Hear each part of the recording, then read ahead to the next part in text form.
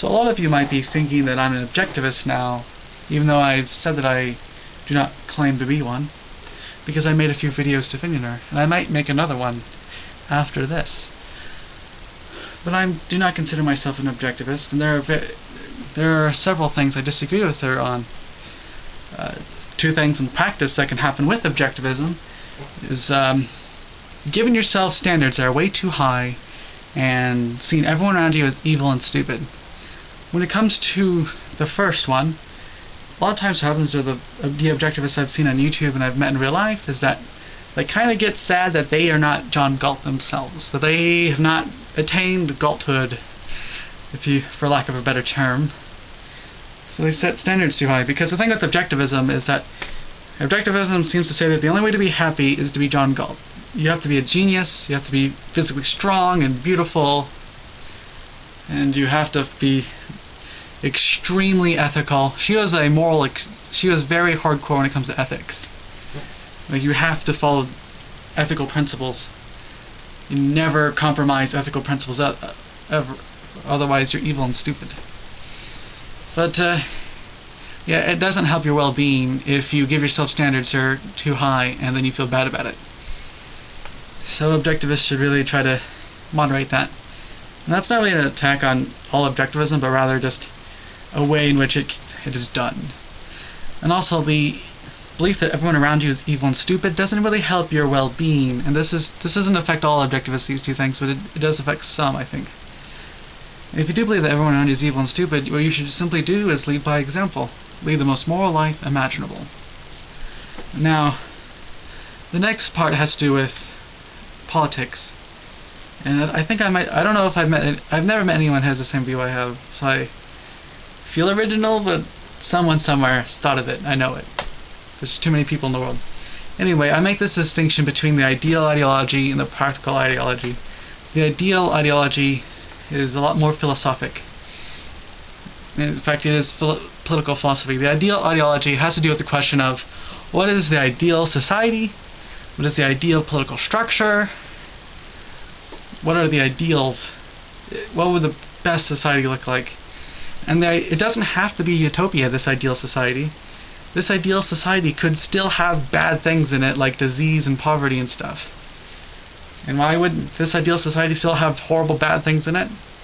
From the recognition that there's certain horrible things that you can't just get rid of easily. That even if you have the ideal society, that you're still going to have bad things in it.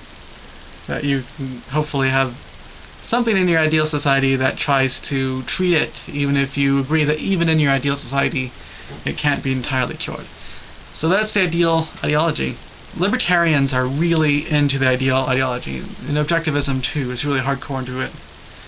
And then you have the practical ideology, which is very different. The practical ideology is more political theory rather than political philosophy and political practice. So it's political practice and theory rather than philosophy. And the practical ideology has to do with what is society like right now, and how do we improve and make more ideal the society we have at the moment. And the reason why this is different is because it turns out that if you take every step imaginable, and you never compromise with the ideal ideology, you can end up making things worse, making things further away from the ideal ideology. For instance, if you want like a very libertarian, super small government society, you actually shouldn't cut welfare all throughout society yet, because society hasn't moved to that point yet. Like, the ideal society might not have taxes, no taxes. But in our current society, we should not just cut all taxes. I mean, for one, the roads right now are owned by the government, and they need to take care of that. Even if in an ideal world, the government wouldn't be involved in roads. They're involved right now, so we need to make sure they have the funding to take care of roads. So that's why, like me personally, my ideal ideology would probably be like kind of libertarian socialist to an extent, but with still hardcore libertarian leanings. While my practical ideology, given how the society really is right now, would probably be more in line with progressive libertarianism. So it's very different. Also, when it comes to ethics, I agree with a lot of Rand's ethics. I'm a big fan of her ethics. It's just that I think that you should consider the benefit of society. I do think that society actually is a thing. Even if it is an abstraction in a social construct society, so society doesn't exist in the same way that this jump drive exists. Like, it's not like a physical thing. Like, in the same sense with government. Governments and businesses are abstract entities that don't exist, physically. But we should still consider the benefit to all society. That's why we should, in ethics, we should have utilitarianism. Utilitarianism of what will make everyone happier and maximize the amount of stuff everyone's going to have. I think every ethical theory should have utilitarianism on top of it, reviewing it, make sure that ethical theory does something to increase utility. So yeah, I like utilitarianism. I need to make sure this video it's not too long, so in the next point, I disagree with her on property. She's a neo-Lockean extremist. So in other words, she believes that taking Native American land way back when was justified because Native Americans had a different view of property. They didn't have neo-Lockean property. They didn't even know who John Locke was. Well, some of them probably did eventually, once they learned all about Europeans. But yeah, I disagree with that. I think that other people should be able to congregate in an area of land and have their own different, non-Lockean view of ethics. That's why the worry is also that in a future libertarian situation, you might have like a commune area where this particular area is controlled in common, or through some sort of political institution, but it's not owned in a Lockean sense, that the Randians would take it. The Randians would just outlaw non-Lockean forms of property because they don't recognize them as genuine property, which I think is messed up. Also, I also have a lot of worries about people becoming too ridiculously wealthy and powerful. I also have concerns about people buying like an apartment complex on the other side of the planet and then gathering money from that apartment that they've never been to before. It seems a little strange.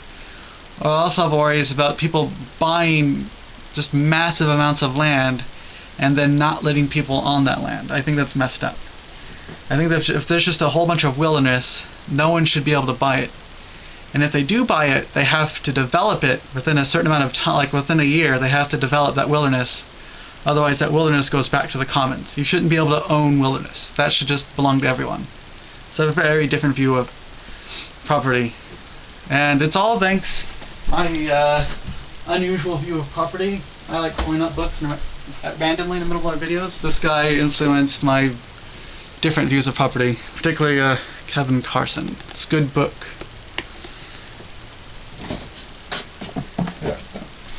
Anyway, yeah. Her followers also really big in the war. They seem to have the view that any society that's less free than us, we should invade and make them as free as us. I don't think that we should go to war that often. We should try to help them become more free, but it seems like it would just make things worse if we just went to war with everything. And they also have this view that collateral damage, you shouldn't at all be morally responsible for collateral damage. I think that you should at least be a little, responsible for it. Especially responsible if you do not try to lower the amount of collateral damage as much as possible in war. So yeah, let me just tackle. Okay, I need to finish this up. I'm running out of time. Personality cult. She had one. Sucked. And her Leonard Peikoff made the personality cult issue even worse. And I really don't want to get into that too far, so I'll just say you're going to have to use the internet on that one. But yeah, I have personal experience with these people. Back when I was doing my objectivist period of my life, I had like hundreds of objectivists on my friends list. And then I said I'm not an objectivist anymore. And then I had hundreds of people unfriend me and block me on Facebook. So I have personal experience with the cultists. And lastly, I think that she really should have gotten a PhD in philosophy to understand the history of philosophy more and took criticism better, so she could develop a better theory. I felt like she was ignorant of a lot of philosophy.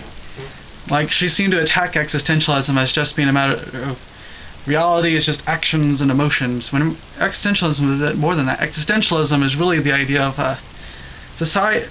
Everything in the world seems nihilistic and meaningless, so they put themselves. Existentialism puts itself in this pit of nihilism, but then it digs itself out. It gives itself a ladder, a rope to climb out of nihilism, and always at the end of existentialist theory, it gives you a way out of nihilism. So existentialism, the main point of it is, how do I escape nihilism? Kierkegaard, it was Jesus helps you escape nihilism. But with the French existentialists, it was usually passion and strong commitment and just that really living life to the fullest is how you escape nihilism. It's not just throw rationality to the winds and whatever. But that's just one example of her seeming ignorant of philosophy. There are more. Anyway, I have to stop this before my camera runs out of memory. So, goodbye.